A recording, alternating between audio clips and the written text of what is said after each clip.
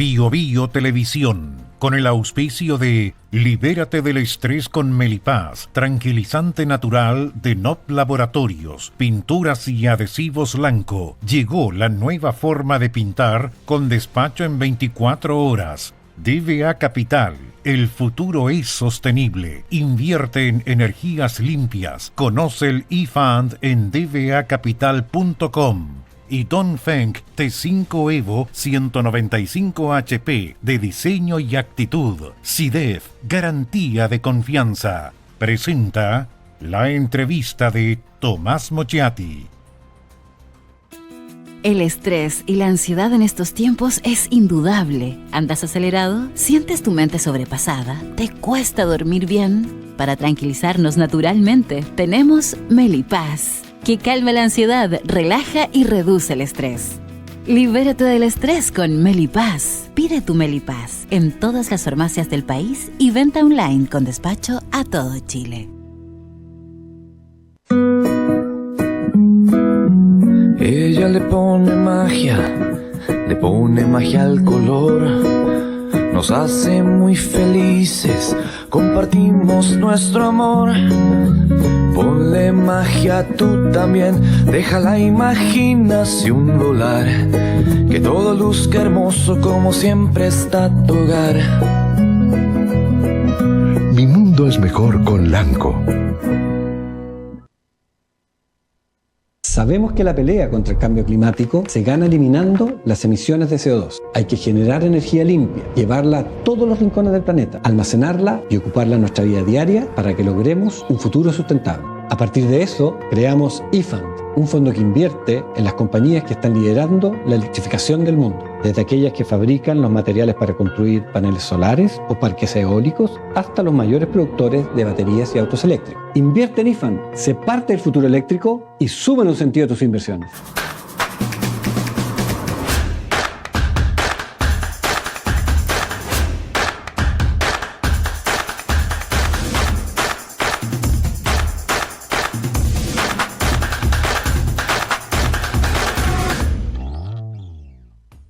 SIDEF, garantía de confianza.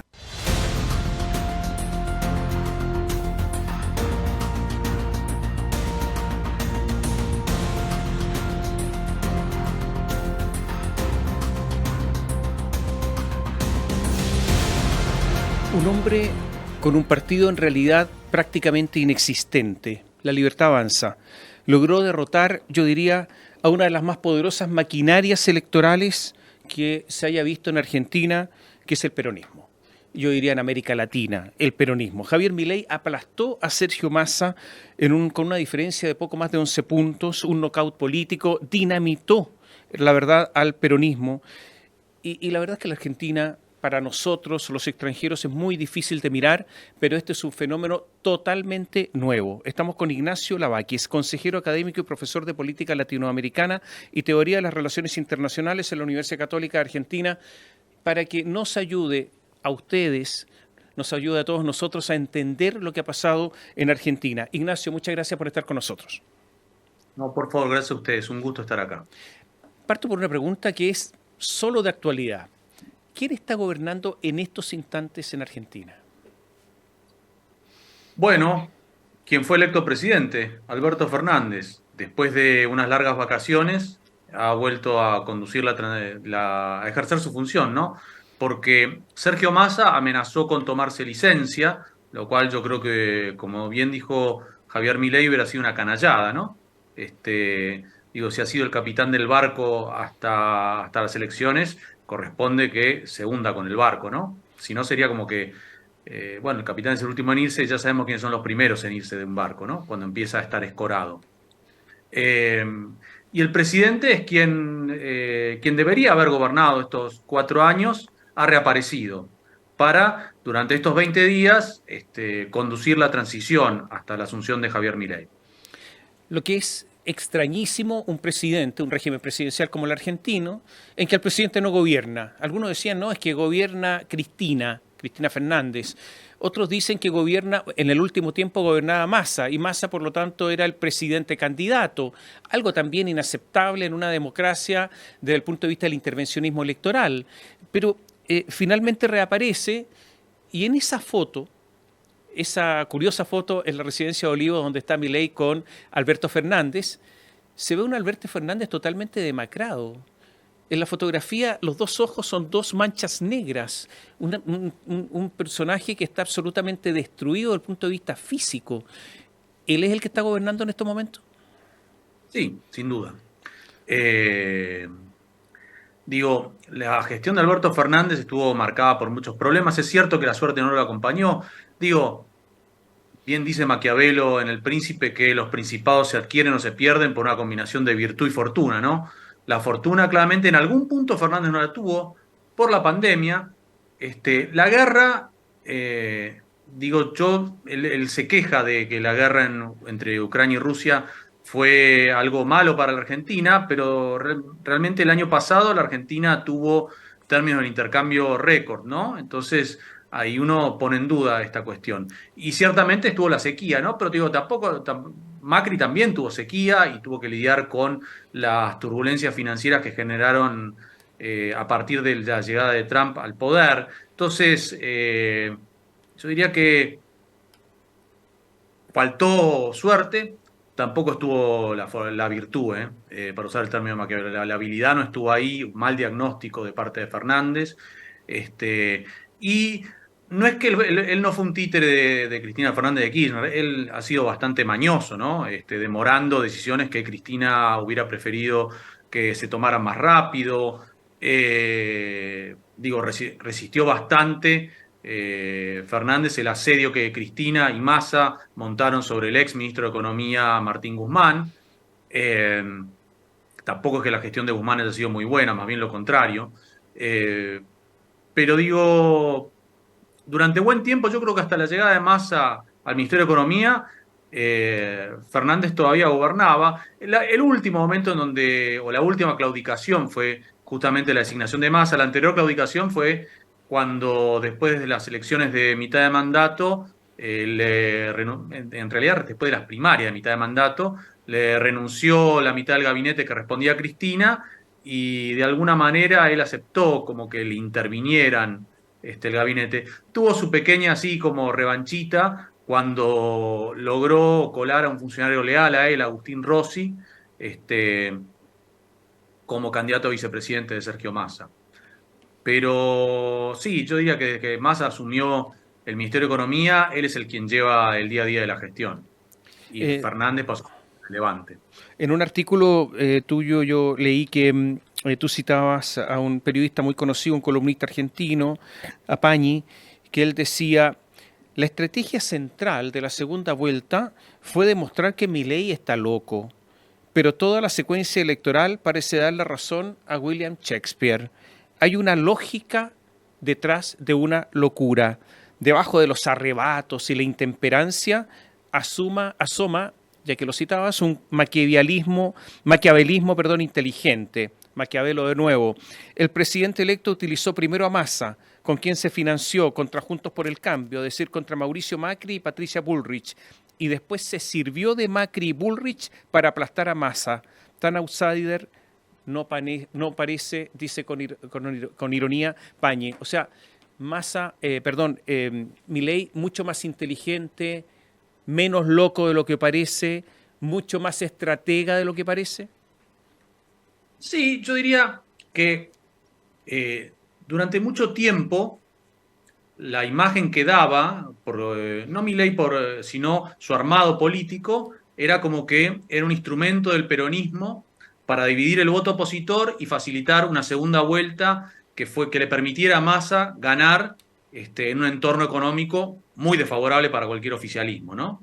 A mí me gusta mucho la comparación con una película de John Frankenheimer que se llama The Manchurian Candidate, El embajador del miedo en castellano, una vieja película del año 1960 con Frank Sinatra, donde básicamente la Unión Soviética trata de manipular una elección norteamericana, y aquí lo que parecía era que de alguna manera Massa movía los hilos por detrás para facilitar el candidato que le fuera más fácil de vencer en una segunda vuelta por un supuesto erróneo, yo creo, que es que básicamente frente a cualquier adversidad económica un candidato de derecha iba a perder contra Massa, ¿no? Y de pronto uno veía algunas cosas que hacía la gente de Milei, algunas declaraciones muy torpes de gente de su entorno, y un poco me hace acordar a otra película también del año 59 con Peter Sellers que se llama El rugido del ratón, ¿no? Donde un principado minúsculo le declara la guerra a Estados Unidos con la intención de perder, ¿no? Y le termina ganando. Por las declaraciones que hacían algunas personas de Milei, a mí me daba esa sensación, pero la verdad que Milei ha demostrado que, digo, utilizó muy bien esa asistencia que le dio Massa, que buscaba dividir el voto opositor, utilizó muy bien la ayuda que le dio Macri para ganar en segunda vuelta. Yo creo que igual los votos de Patricia Bullrich iban a ir a Milei. Puedo explicar por qué, si quieren. Y que me parece que Macri y Patricia Bullrich tan tempranamente le dieron el endorsement, el endoso a Milei, por una cuestión de no quedar ellos detrás de sus votantes, ¿no? Y que no los primerearan los de la otra ala de Juntos por el Cambio. Justamente voy a eso. En la primera vuelta, Massa ganó una mayoría relativa, obviamente, con el 36,8% de los votos. Javier Milei sacó la segunda mayoría, por eso pasaron los dos al balotaje, con el 29,9%. Patricia Bullrich con el 23,8%. Si se suman los votos en la segunda vuelta de Milei con Bullrich, prácticamente da el resultado. Prácticamente todos los que votaron por la derecha tradicional votaron por este anarco-libertario, no eran ellos, votaron por él en la segunda vuelta, en el balotaje. Por lo tanto, aquí hubo un traspaso de votos prácticamente completo. ¿Cómo es posible eso? Bueno, a ver, yo creo que hay que tomar varias cuestiones en consideración. Punto uno, algo que yo vengo remarcando en varias charlas, que es, en los últimos 45 años en América Latina, no hay ningún oficialismo, ningún partido de gobierno que haya ganado la elección cuando la inflación está por encima del 40% anual en el mes de la elección y cuando la inflación mensual se acelera en los meses que uno llega a la elección. O sea que hubiera sido un caso único el de Massa. Puede pasar, va a pasar algún día probablemente, ese punto. Dos, si uno mira los últimos 5 años en América Latina, solo hay un partido que en un contexto democrático haya retenido el poder, el Partido Colorado de Paraguay, ¿sí? Es el único. Desde hace 5 años en América Latina los partidos de gobierno, los oficialismos, pierden, ¿sí? Hay una ola antioficialista que no va ni por derecha ni por izquierda. Es quien gobierna, pierde. Digo, no es porque sea el hecho de que es el partido de gobierno, sino porque evidentemente hay un contexto que no es favorable, ¿sí? Hay demandas sociales insatisfechas. Tercer punto, Massa fue el primero más votado, fue el más votado, sí, pero fue la peor elección del peronismo en una contienda presidencial, ¿sí? Y uno lo compara con lo de Scioli en 2015, que hasta ese momento era la peor elección del peronismo en una presidencial, pero en ese momento el peronismo estaba dividido, porque Massa justamente competía por afuera, le dividía el voto. En este caso el peronismo estaba unificado y el peronismo perdió, ¿sí? O sea, hizo su peor desempeño electoral. Con lo cual ahí se veían señales de demanda de cambio. Y yo agregaría una segunda señal de demanda de cambio, que es, uno mira las elecciones provinciales, la mayoría de las elecciones provinciales, 18 de ellas, de las 22 que tuvieron lugar este año, se hicieron separadamente de la presidencial. Pero es el año en que más distritos han cambiado de signo partidario y con el fin de varias dinastías, ¿sí? Desde hace 40 años Santa Cruz era gobernada por los Kirchner, perdieron. Hace 40 años San Luis era gobernada por los Rodríguez Sá o por sus figuras que respondían a ellos.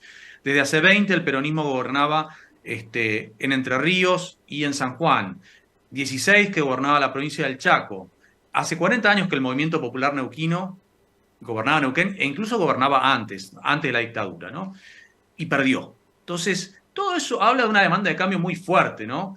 Yo creo que lo que hubo aquí es justamente eso, una ola de cambio. Massa no logró percibir eso y creyó sinceramente que tenía chance de ganar en la segunda vuelta frente a un candidato que venía de fuera del sistema, que en el debate presidencial de la segunda vuelta muchos creyeron que básicamente le habían ganado por goleada, y en realidad lo que mostró fue que Massa fracasó en el objetivo del debate. En el debate Massa lo que buscaba era tratar de convertir a Milei de David Banner a Hulk, ¿sí? Y no lo logró, no lo desestabilizó, mostrarlo como alguien que es mentalmente incapaz de ser presidente, ¿no? Transformarlo en un loco. Y esa reacción visceral, que se la hemos visto a Milei muchas veces en la televisión, no estuvo ahí.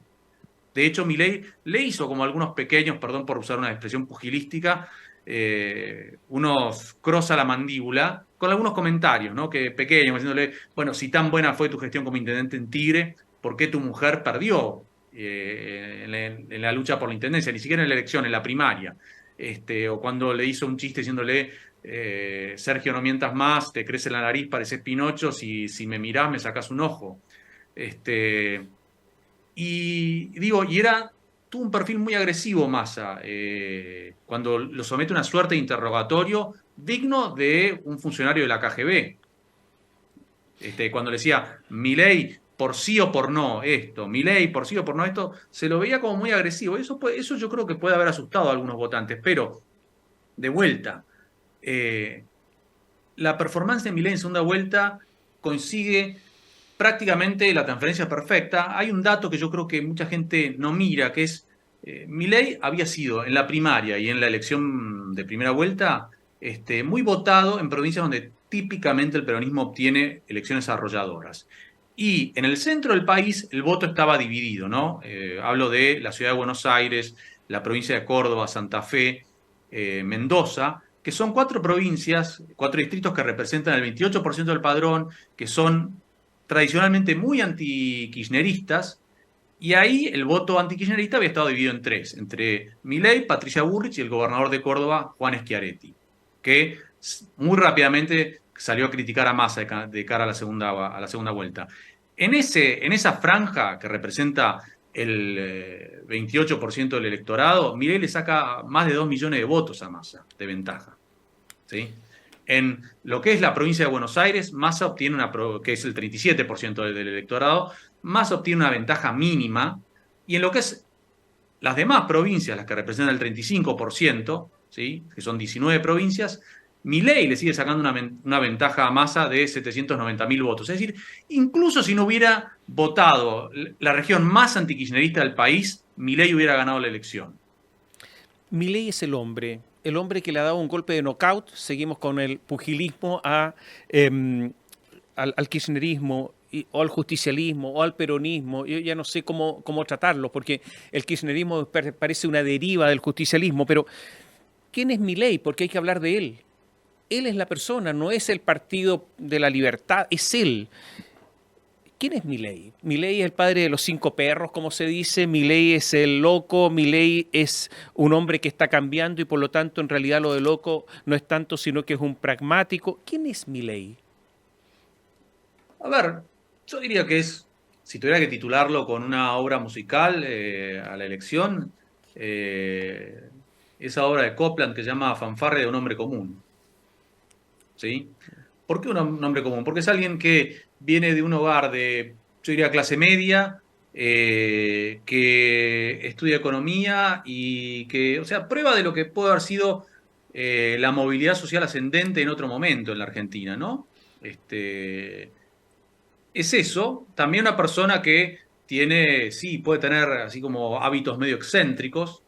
En términos políticos, yo sé que va a sonar fea la palabra, pero creo que se ajusta muy bien a cualquier definición de ciencia política de populismo, ¿no? O sea, un liderazgo muy personalista que tiene un vínculo directo con la gente, ¿sí? Sobre todo con ese 30% que él lo ha votado en primera vuelta y antes lo había votado en la PASO, ¿no? O sea, que genera esa reacción emocional, que gente que no vota por los candidatos provinciales de La Libertad Avanza, pero que sí lo vota Milei, ¿no? Es eso, ¿no? Más allá de los gustos excéntricos, no sé, de lo de los perros, pero es un hombre que viene de fuera de la política, claramente. Pero, y en eso, en un momento de mucho hartazgo respecto de la clase política tradicional, eso suma. Es un hombre estable, digo esto por sus propias confesiones. Él ha dicho que ha tenido una vida familiar dificilísima, una relación con sus padres que ha sido nula en los últimos años, que fue maltratado en toda su vida de adolescente, como niño y adolescente, que dice que es profesor de sexo tántrico. Claro, pueden ser unas excentricidades, pero se le mira y uno dice, pero ¿quién es este señor que grita, que a veces insulta, que a veces ofende, que otras veces no, que en los debates pareció un señor muy tranquilo, pero parecía que estaba, no digo drogado, pero acondicionado para actuar de otra manera como había actuado siempre antes? De nuevo, ¿es ese Milei o el otro? ¿Quién es Milei? ¿Este o el otro? Bueno, supongo que es los dos, ¿no? Puede haber exagerado el personaje, tal vez, pero algunos de esos rasgos están. Y evidentemente fue algo que no le preocupó mucho a la ciudadanía, ¿no? Frente a... Creo que es alguien que aprovechó muy bien, es el hombre del momento, ¿no? Porque es ese discurso de la casta, tal vez es lo que es la música que una parte del electorado quería oír. Digo, cuando un país, no es algo nuevo esto el discurso de la casta, lo han usado figuras tan disímiles como Andrés Manuel López Obrador, o Hugo Chávez, o Jair Bolsonaro, ¿sí? Que es básicamente decir, miren, la política tradicional es la culpable de que ustedes estén mal. Y yo diría, algo de eso hay, esta idea del privilegio, ¿sí? Que se ha notado mucho, o que se hizo muy, muy visible, con 2 episodios ocurridos durante la pandemia, ¿no? Uno de esos episodios fue la fiesta de Olivos, ¿no? Cuando en el peor momento de la cuarentena, el presidente Fernández y la primera dama, ¿sí?, tienen una fiesta privada, algo que nos estaba vedado a todos los demás, ¿sí? Había mucha dificultad para, no digo ya para hacer una reunión social, para salir de la casa, y el presidente y la primera dama festejan el cumpleaños de la primera dama con un grupo de amigos sin ningún tipo de medida sanitaria. No había vacuna todavía, estamos hablando de, cuando yo le dijera, junio, julio de 2020. Y el segundo es el caso del vacunatorio VIP, cuando algunas personas conectadas al gobierno, digo, uno que es nuestra suerte de Robespierre en términos periodísticos, que se cree que es un inimputable, Horacio Berbisky, revela que el Ministerio de Salud le dio la facultad de vacunarse en un lugar especial, sin pasar por turno previo. Digo, los familiares de muchos de quienes están o estaban en el gobierno tuvieron ese privilegio y en el medio había gente muriendo. Entonces es lógico que haya una reacción y que ese discurso de la casta prenda y mucho. Ignacio, vamos a hacer una pequeña pausa. Te voy a preguntar después, porque es muy importante, del entorno de Milei. ¿En quién cree Milei en su entorno? ¿En Karina, su hermana? ¿En Victoria Villarroel? ¿Quién forma parte del petit comité que va a gobernar Argentina? Esa es la primera pregunta. Y la segunda, obviamente, ¿qué le espera a Cristina Fernández? Volvemos en un instante.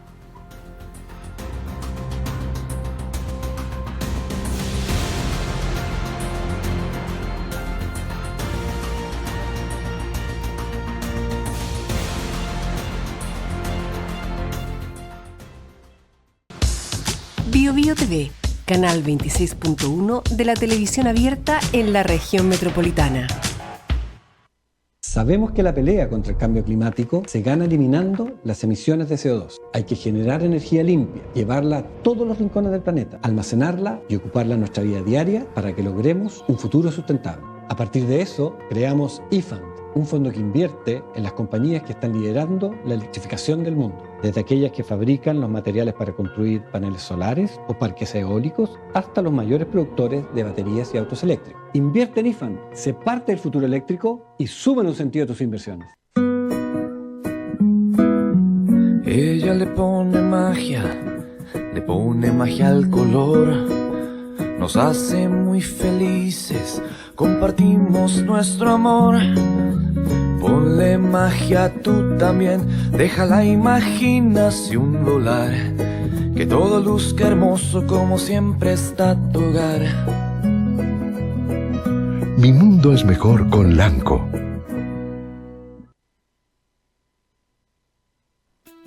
El estrés y la ansiedad en estos tiempos es indudable. ¿Andas acelerado? ¿Sientes tu mente sobrepasada? ¿Te cuesta dormir bien? Para tranquilizarnos naturalmente, tenemos Melipaz, que calma la ansiedad, relaja y reduce el estrés.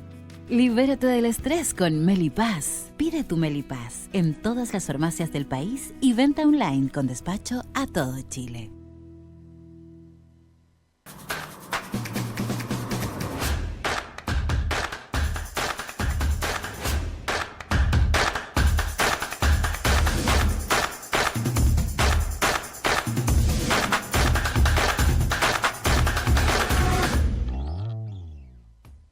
CDEF, garantía de confianza.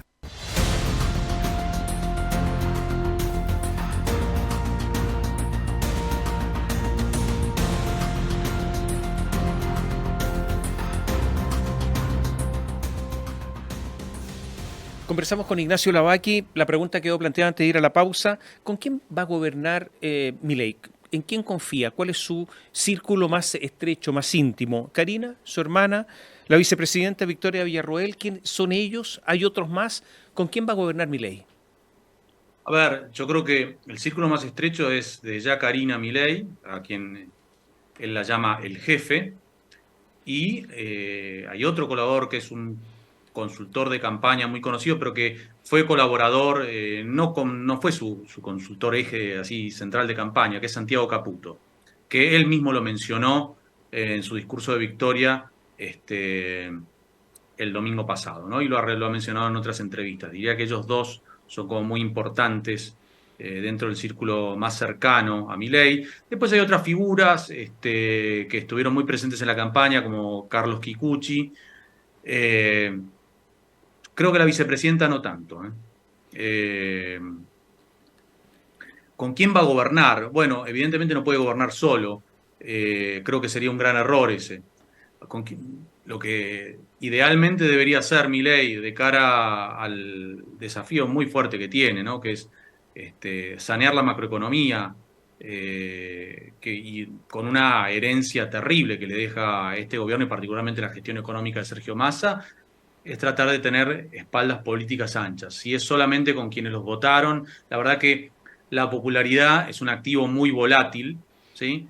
Y lo que creo que Milei necesita es tener más respaldo institucional, ¿no? Y aprovechar un momento muy particular del sistema político argentino, que es que su elección ha sido una suerte de terremoto para el sistema de partidos, y entonces puede haber sectores, tanto de Juntos por el Cambio como del peronismo, que están disponibles para ser aliados, ¿sí? Y aliados que le den una base más firme, porque estamos hablando del presidente más débil en términos legislativos que haya ganado alguna vez una elección en la Argentina. Algunos dicen que Milei no le importa tanto la política, que nunca le importó mucho la política, que le importa la economía.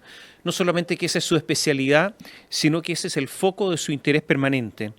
Y que es Victoria Villarroel la que le ha dado contenido político, pero un contenido político muy conservador de derecha, que valora la dictadura militar, que minimiza los atentados a los derechos humanos cometidos durante esa dictadura y que por lo tanto desde ese punto de vista podría ser un gobierno muy, pero muy de derecha y con algún compromiso menor con respecto a los derechos humanos. ¿Eso es así? Bueno, las ideas de la vicepresidenta electa son conocidas.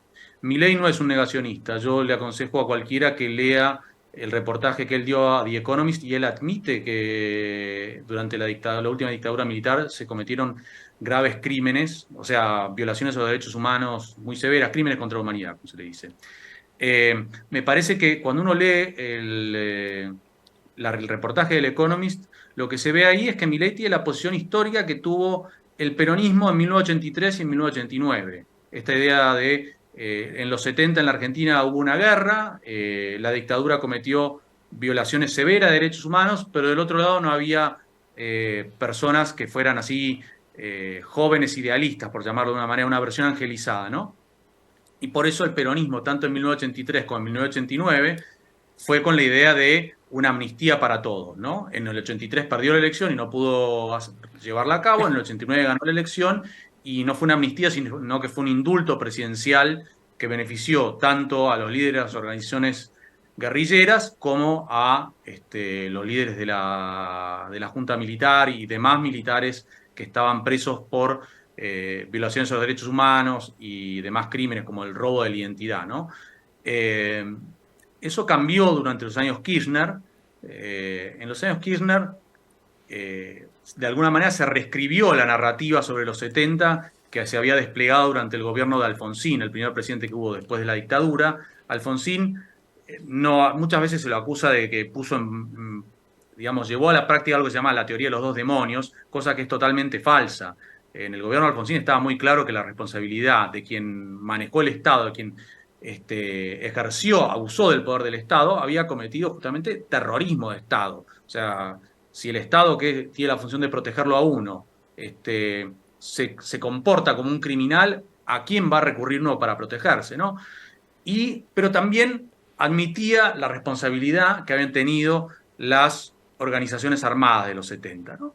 Entonces, ahora eso fue reemplazado en los 2000 por un discurso muy angelizador, que cargó mucho las tintas correctamente sobre quienes violaron los derechos humanos, pero que prácticamente negaba cualquier tipo de responsabilidad sobre quienes habían integrado organizaciones armadas y que se habían alzado en armas contra gobierno democrático, ¿no? Como el de Juan Domingo Perón o el de su viuda, María Estela Martínez de Perón, ¿no?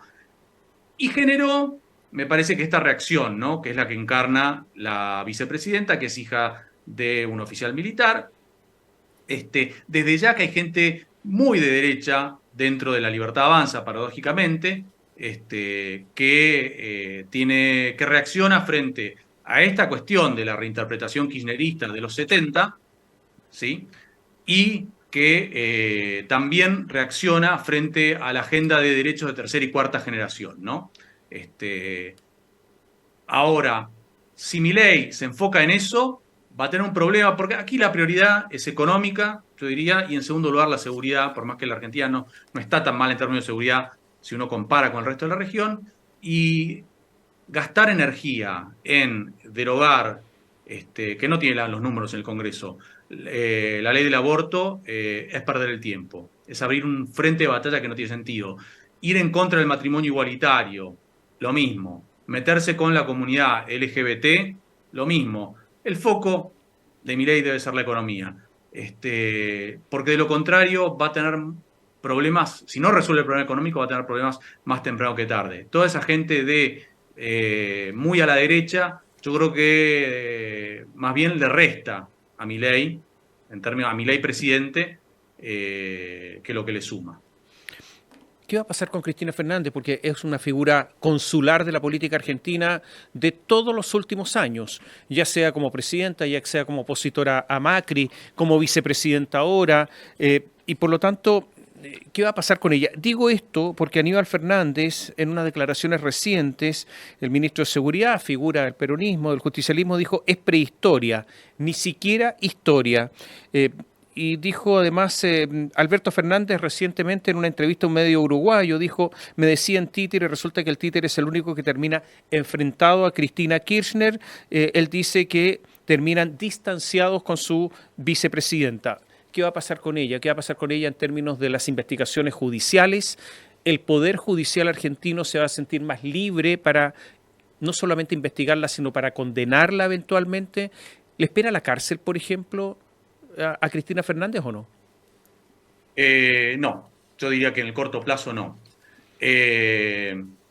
A ver, la presidenta no ha salido tan mal de este proceso electoral. Su protegido, Axel Kicillof, continúa siendo el gobernador de la provincia de Buenos Aires. Las listas legislativas de Unión por la Patria contienen a muchos diputados y senadores que se referencian al liderazgo de ella, ¿sí? Evidentemente su poder está menguando, ¿sí? No es la líder indiscutida del peronismo, eso está clarísimo, pero hoy el peronismo no tiene líder, está acéfalo. Entonces, en términos políticos, ella conserva poder, ¿sí? En segundo lugar, el tema judicial. Bueno, ella ya tiene una condena, lo que pasa es que la condena no está firme. La condena en primera instancia ha sido apelada, ahora vendrá a la Cámara de Apelaciones y confirmará o revisará. Y mismo si la Cámara de Apelaciones la condenara, le queda la posibilidad de ir hasta la Corte Suprema con un recurso extraordinario o con un recurso en queja. y recién ahí, y la Corte no tiene tiempos para fallar, ¿sí? O sea, puede tomarse su tiempo no tiene como que en 6 meses, un año. Entonces, yo diría que evidentemente va a haber más libertad para los tribunales inferiores para otros casos. Ella ha sido condenada por el caso de corrupción de obra pública, conocido como el caso Vialidad en Santa Cruz, pero hay otras investigaciones, como el caso Cuadernos, como el caso de los Sauces Otesur, o la investigación por el acuerdo con Irán. Y digo, en esos casos es posible que veamos mayor avance, pero creo que ella hubiera estado peor con Sergio Massa, porque Sergio Massa probablemente la habría traicionado, porque el peronismo no admite liderazgos duales. O sea, Milei es la salvación de Cristina frente a la otra alternativa. Yo diría que sí. ¿Por qué? Porque veamos esto. ¿Cuáles son las probabilidades de que Milei resuelva la macroeconomía argentina y salga airoso de ello? Bueno, uno diría que a priori parecen bajas. Los problemas económicos que va a enfrentar son titánicos. Entonces, en ese caso, ella puede quedar o ella puede especular con que un eventual fracaso de Milei la va a beneficiar y la va a reivindicar frente a la historia. La cuestión aquí es si Milei es más hábil, ¿sí? y logra sanear la macro y sobrevivir los 8 meses iniciales de gobierno, que yo creo que van a ser durísimos, en ese caso, ella va a ser una figura mucho más irrelevante de la política argentina.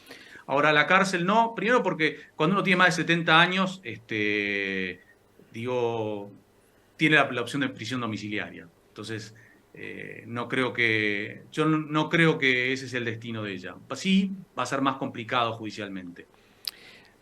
Me llama porque en Argentina lo que promete Milei es una revolución económica, pero también una revolución desde el punto de vista de la probidad. Lo ha dicho muchas veces. A mí me llamó mucho la atención la campaña de Massa por el intervencionismo electoral.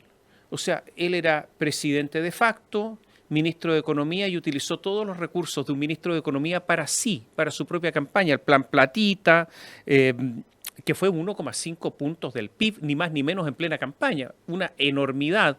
Y otros planes para viajar, etcétera. Entonces, ¿va a lograr Milei también un saneamiento desde el punto de vista de la probidad en Argentina? A mí me llamó mucho la atención que no se hablara tanto, se habló de este intervencionismo electoral descarado que hubo en la segunda vuelta.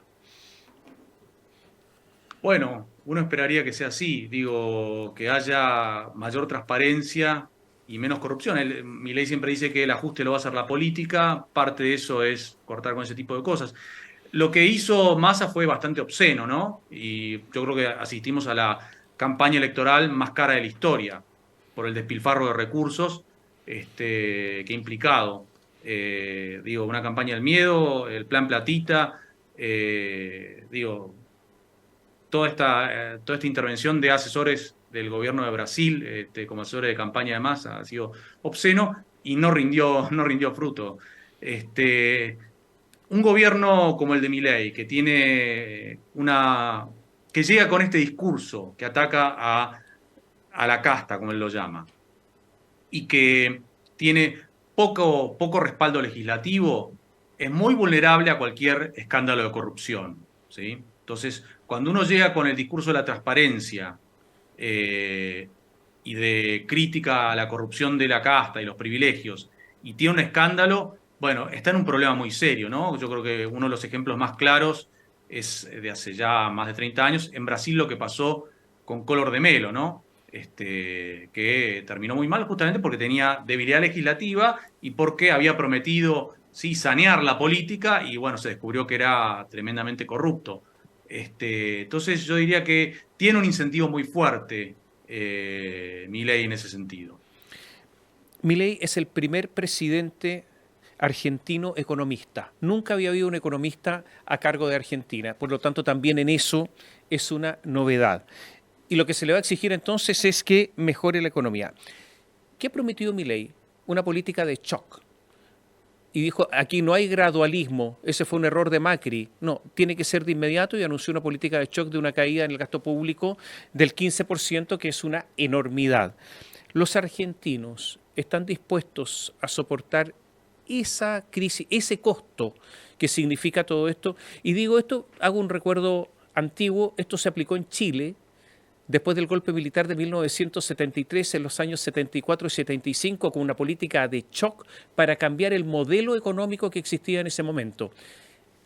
Había una dictadura, por lo tanto, y no se podía reclamar. ¿Soportarán los argentinos pagar este costo? A ver, yo no sé si va a cortar 15 puntos de gasto público, lo pongo en duda.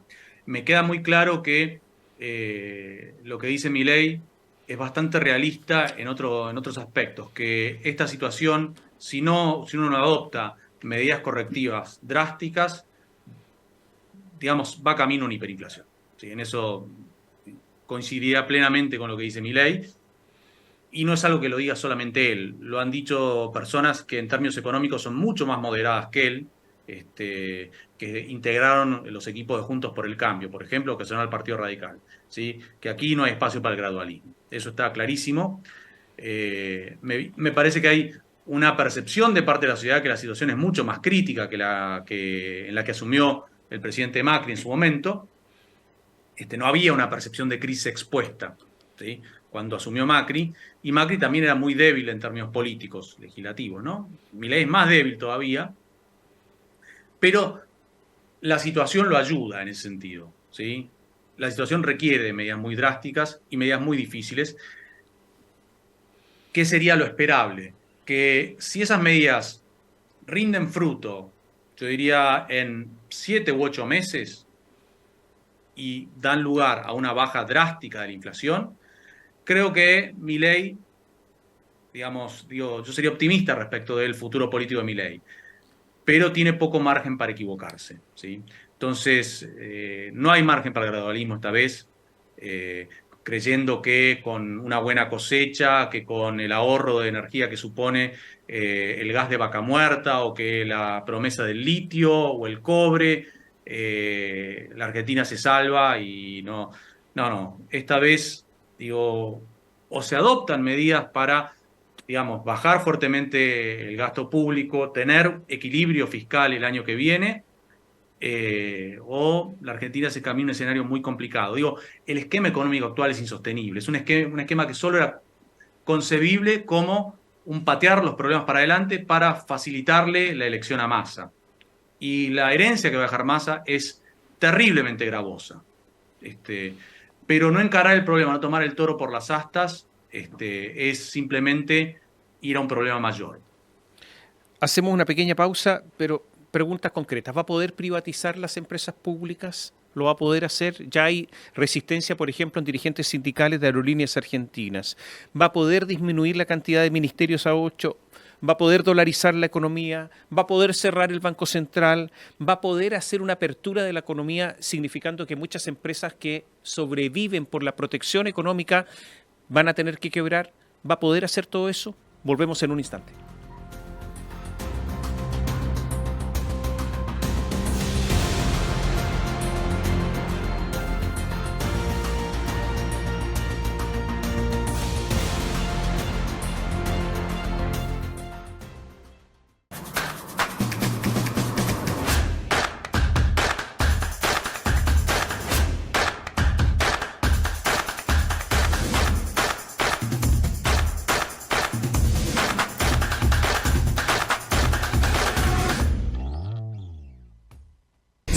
Garantía de confianza. El estrés y la ansiedad en estos tiempos es indudable. ¿Andas acelerado? ¿Sientes tu mente sobrepasada? ¿Te cuesta dormir bien? Para tranquilizarnos naturalmente, tenemos Melipaz, que calma la ansiedad, relaja y reduce el estrés. Libérate del estrés con Melipaz. Pide tu Melipaz en todas las farmacias del país y venta online con despacho a todo Chile.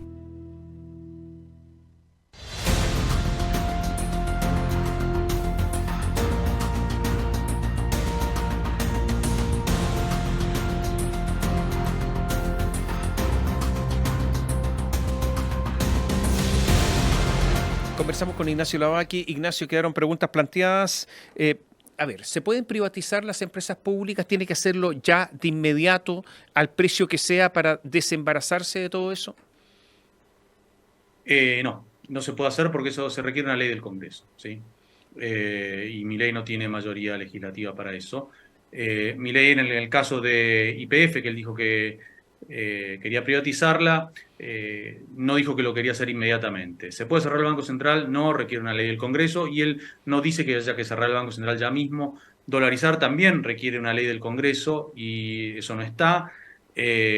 Y tampoco es que él lo propone, últimamente ya ni siquiera lo menciona, lo pone más como un norte de largo plazo.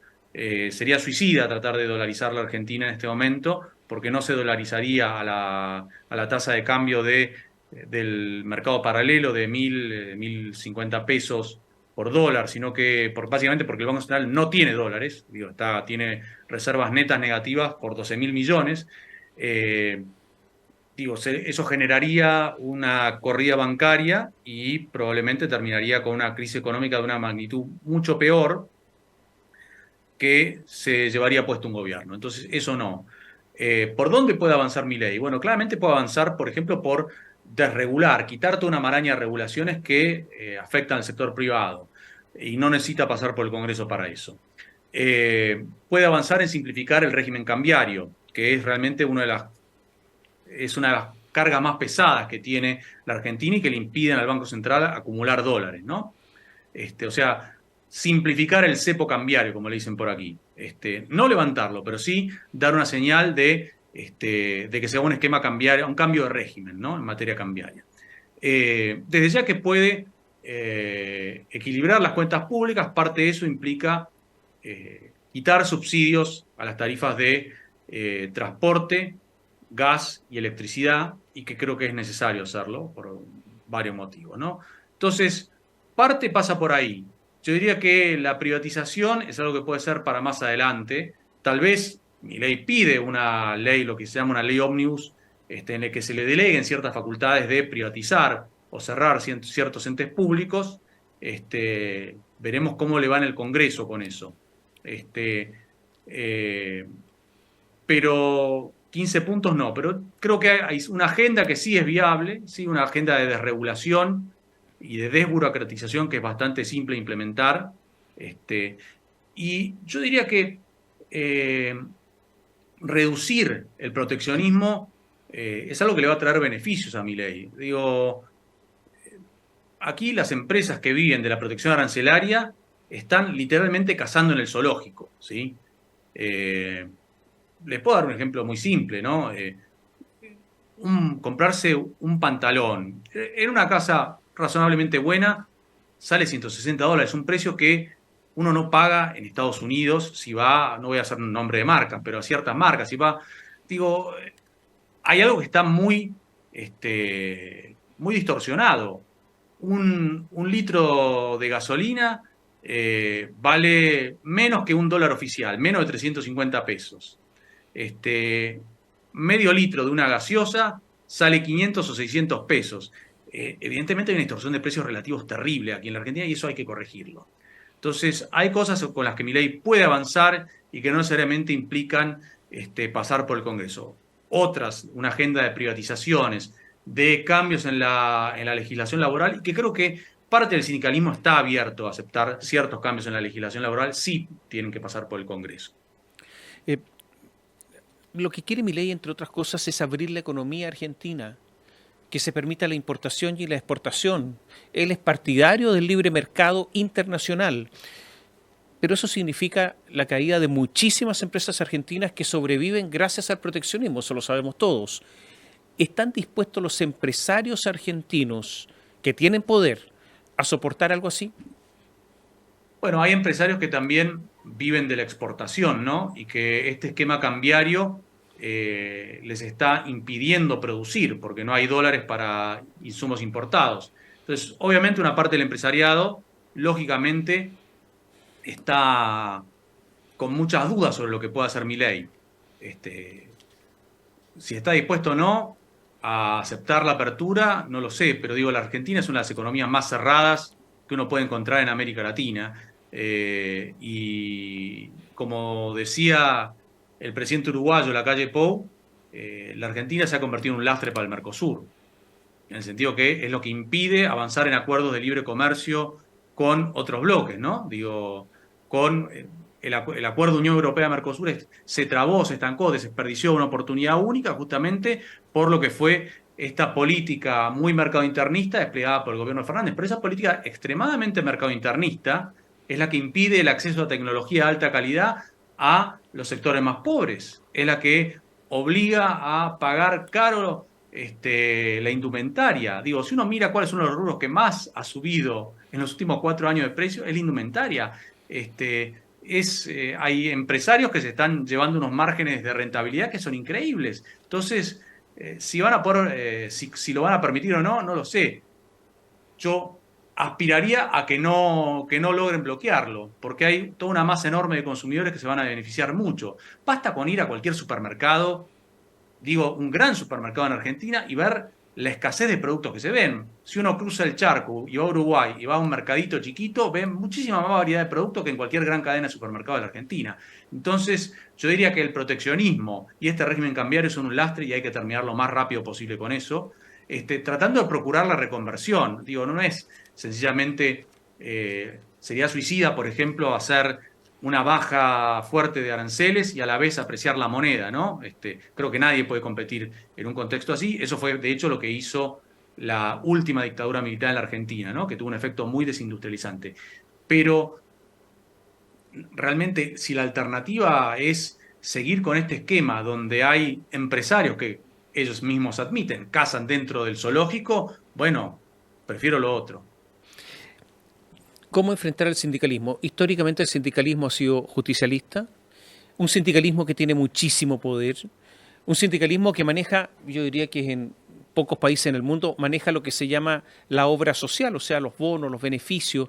Los dirigentes sindicales tienen un poder gigantesco para determinar a quién se beneficia y quién no con dineros públicos, con dineros estatales.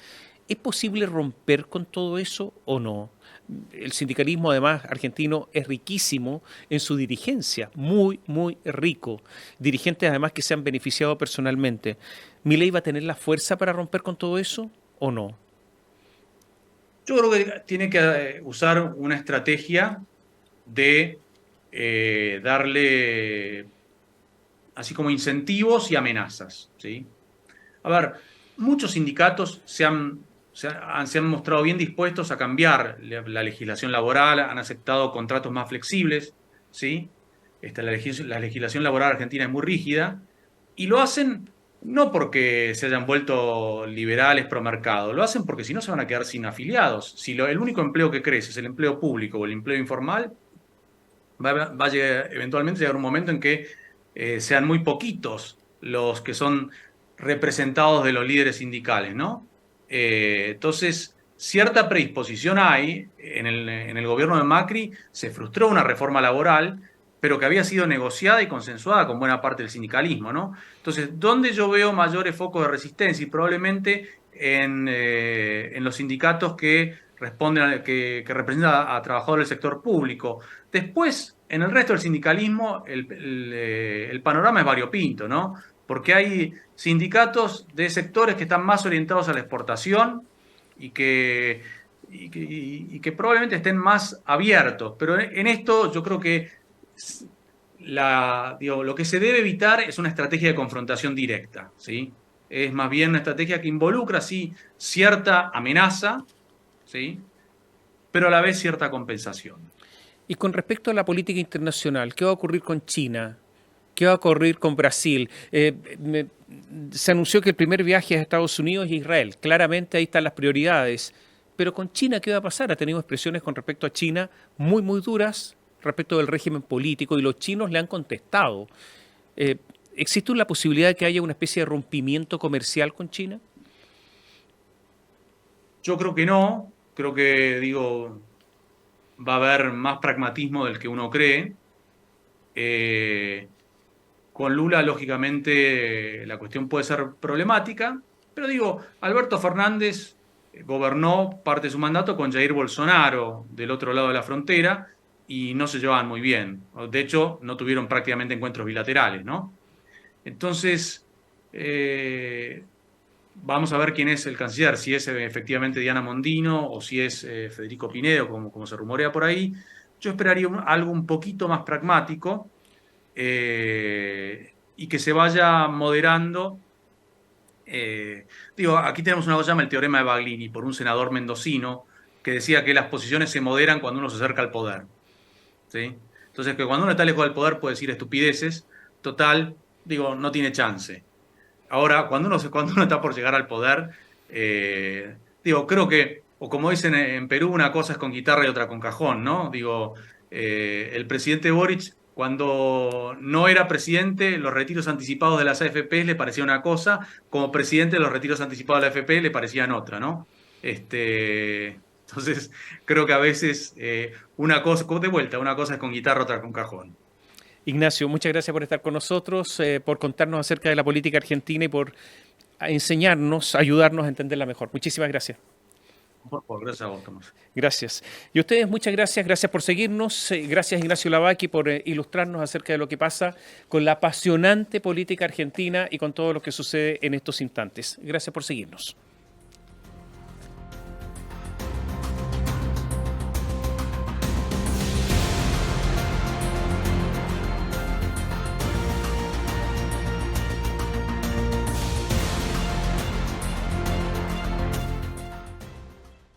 Bio Bio Televisión, con el auspicio de Libérate del estrés con Melipaz, tranquilizante natural de NOP Laboratorios, pinturas y adhesivos Lanco. Llegó la nueva forma de pintar con despacho en 24 horas. DVA Capital, el futuro es sostenible. Invierte en energías limpias. Conoce el eFund en dvacapital.com. Y Dongfeng T5 Evo 195 HP de diseño y actitud. SIDEF, garantía de confianza.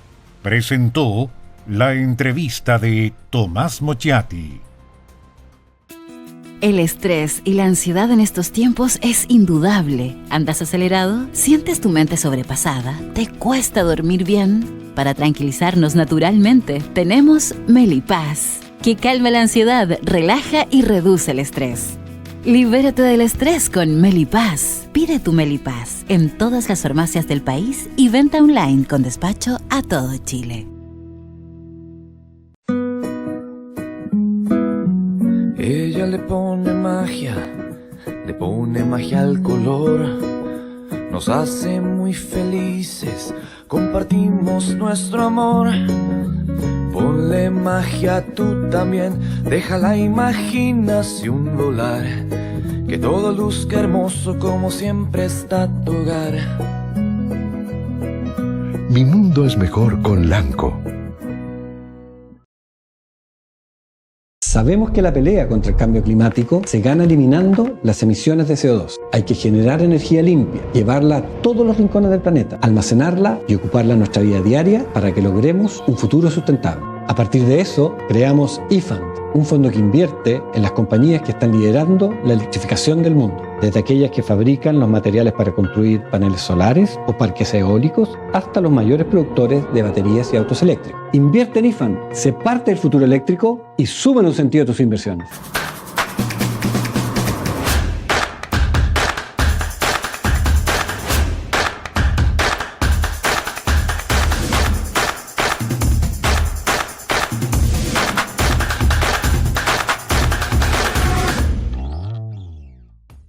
SIDEF, garantía de confianza.